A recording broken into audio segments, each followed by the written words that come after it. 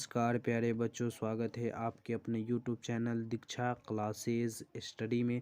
तो बच्चों, आज हम 6 पाठ हिंदी के चर्चा करेंगे पदखंड का, ठीक है, या काव्य खंड कहिए। इस पाठ के हम 6 पाठ के 20 VVI ऑब्जेक्टिव क्वेश्चन को देखेंगे। तो आप सभी वीडियो को लास्ट तक देखिएगा और वीडियो को 1 सेकेंड भी स्किप नहीं कीजिएगा, ठीक है। नहीं तो आपको नहीं समझ में आएगा कि हम क्या बता रहे हैं। तो आप सभी जो भी हम 20 VVI क्वेश्चन बताएंगे, उसको अगर नोट लेकर बैठ रहे हैं नोटबुक, तो उसको उतारने की कोशिश कीजिए। अन्यथा सही से वीडियो देखिए 1 से 2 बार, आपको अच्छे से समझ में आ जाएगा, ठीक है। तो चलिए देखते हैं आज का मेरा पहला प्रश्न कौन है। तो दोस्तों, आज का मेरा पहला प्रश्न है, उर्वशी किसकी कृति है। उर्वशी किसकी कृति है। ए निराला, बी दिनकर, सी महादेवी वर्मा और डी सुमित्रानंद पंत। तो इसका राइट आंसर हो जाएगा बी दिनकर। उर्वशी किसकी कृति है, तो दिनकर की, ठीक है। और यह छठा पाठ का नाम क्या है, पहले ये भी तो समझ लीजिए, नहीं तो नहीं समझ में आएगा।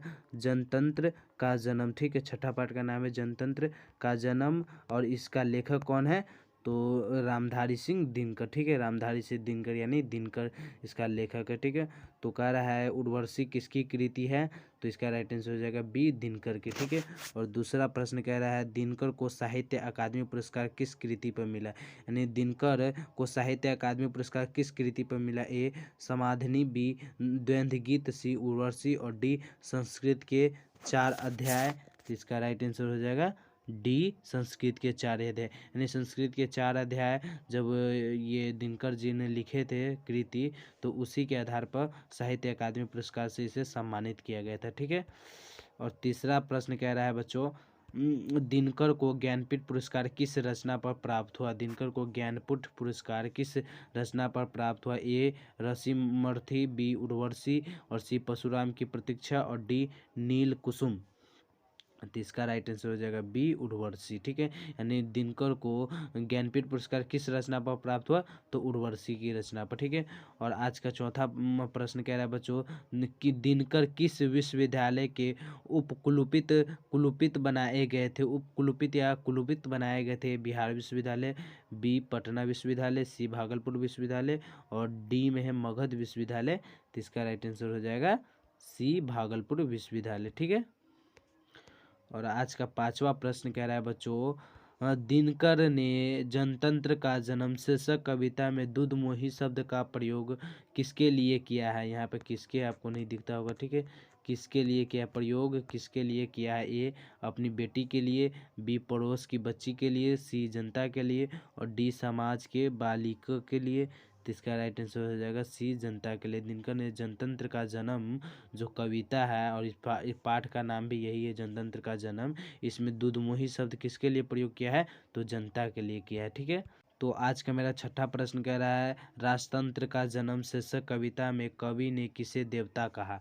कवि ने किसे देवता कहा। प्रश्न कह रहा है राजतंत्र का जन्म शीर्षक कविता में कवि ने किसे देवता कहा। ए राम को, बी कृष्ण को, सी किसान मजदूर को और डी बुध को।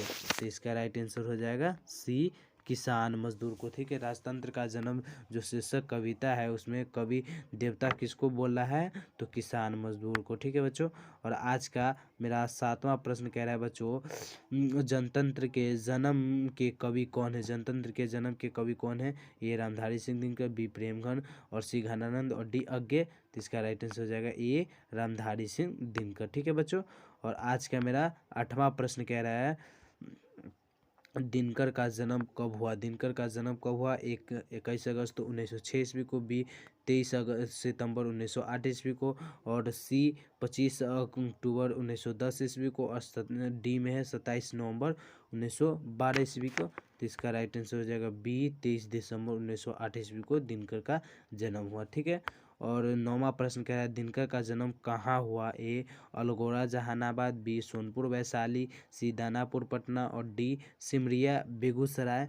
तो इसका राइट आंसर हो जाएगा डी सिमरिया बेगूसराय, ठीक है। दिनकर का जन्म कहाँ हुआ, तो सिमरिया बेगूसराय। तो आज का मेरा 10वां प्रश्न कह रहा है इनकी प्रारंभिक शिक्षा कहाँ से हुई थी, यानी इनकी तो रामधारी सिंह दिनकर की प्रारंभिक शिक्षा कहाँ से हुई थी। ए घर से, बी पिताजी से और सी गांव से और डी जिला के स्कूल से।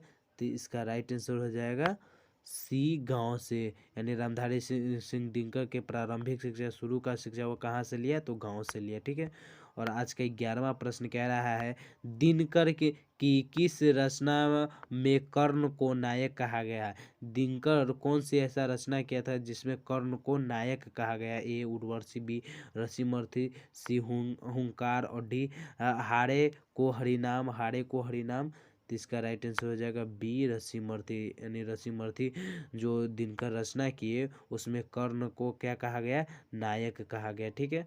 और आज का 12वां प्रश्न कह रहा है मिट्टी की ओर कैसी कृति है। मिट्टी की ओर कैसी कृति है। ए पद, बी गद, सी काव्य और डी इनमें से सभी। तो इसका राइट आंसर हो जाएगा बी गद, ठीक है। गदखंड है ये, यानी मिट्टी की ओर कैसी कृति है, तो गदखंड कृति है, ठीक है। और आज का मेरा 13वां प्रश्न कह रहा है, ये रहा 13वां प्रश्न, दिनकर की प्रमुख काव्य कृति है। दिनकर की प्रमुख काव्य कृति है। ए रेणुका, बी रसवंती, सी कुरुक्षेत्र और डी इनमें से सभी। तो इसका राइट आंसर हो जाएगा डी इनमें से सभी। दिनकर की यह सभी प्रमुख कार्य कृति है। रेणुका भी उन्हीं का कृति है और रसवंती भी उन्हीं का कृति है और कुरुक्षेत्र भी उन्हीं का कृति है, ठीक है। तो दोस्तों आज का मेरा 14वां प्रश्न कह रहा है दिनकर की गद्य कृति है। ए अर्धनारीश्वर, बी दिनकर की डायरी, सी व्हाट पीपल और डी में है इनमें सभी। तो इसका राइट आंसर हो जाएगा डी इनमें से सभी। दिनकर का गद्य कृति में ये सभी है, ठीक है। अर्धनारीश्वर भी दिनकर का ही गद्य कृति है, दिनकर की डायरी भी दिनकर का ही गद्य कृति है और व्हाट पीपल भी दिनकर का ही गद्य कृति है, ठीक है। और आज का मेरा 15वां प्रश्न कह रहा है इनमें किस लेखन के लिए साहित्य अकादमी पुरस्कार से सम्मानित किया गया। यानी यह कौन सा लेख जो दिनकर लिखे उसके लिए साहित्य अकादमी पुरस्कार से दिनकर जी को सम्मानित किया गया। ए संस्कृत के 4 अध्याय, बी अर्धनारीश्वर और सी दिनकर की डायरी और डी में है व्हाट पीपल। तो इसका राइट आंसर हो जाएगा ए संस्कृत के 4 अध्याय। संस्कृत के 4 अध्याय जब दिनकर जी ने लिखे तो उसे कौन से पुरस्कार से सम्मानित किया गया, साहित्य अकादमी पुरस्कार से, ठीक है। और आज का 16वां प्रश्न कह रहा है दिनकर ने अपनी पढ़ाई कहाँ तक की। A intermediate, B BA honours, C MA honours और डी पीएचडी। तो इसका राइट आंसर हो जाएगा बी बीए ऑनर्स, ठीक है। यानी दिनकर ने अपनी पढ़ाई कहाँ तक की, तो बीए ऑनर्स तक ही की, ठीक है। और आज का 17वां प्रश्न कह रहा है दिनकर किस कॉलेज के हिंदी विभागाध्यक्ष के रूप में रहे। यानी दिनकर किस कॉलेज के हिंदी विभागाध्यक्ष के रूप में रहे। A commerce college Patna, B Langat Singh college Bhagalpur, C Patna college Patna college Patna और डी इनमें से कोई नहीं। तो इसका राइट आंसर हो जाएगा बी लंगट सिंह कॉलेज भागलपुर में हिंदी विभाग के अध्यक्ष के रूप में दिनकर जी रहे, ठीक है। और आज का मेरा 18वां प्रश्न कह रहा है भारत सरकार द्वारा इन्हें सम्मानित किया गया। यानी भारत सरकार द्वारा दिनकर को कौन सा पुरस्कार से सम्मानित किया गया। ए पद्म भूषण, बी भारत भूषण अग्रवाल पुरस्कार, सी भारत रत्न से और डी ऋतुराज सम्मान से। तो इसका राइट आंसर हो जाएगा ए पद्म भूषण से, ठीक है। यानी दिनकर जी को भारत सरकार द्वारा कौन से पुरस्कार से सम्मानित किया गया, तो पद्म भूषण से, ठीक है। और आज का 19वां प्रश्न कह रहा है किसे सिंहासन खाली करने की बात कही गई। ए राजतंत्र को, बी सामंतवाद को और सी ए और बी दोनों और डी इनमें से कोई नहीं। तो इसका राइट आंसर हो जाएगा सी ए और बी दोनों। किन्हें सिंहासन खाली करने की बात कहेगी, तो राजतंत्र को भी और सामंतवाद को भी, ठीक है।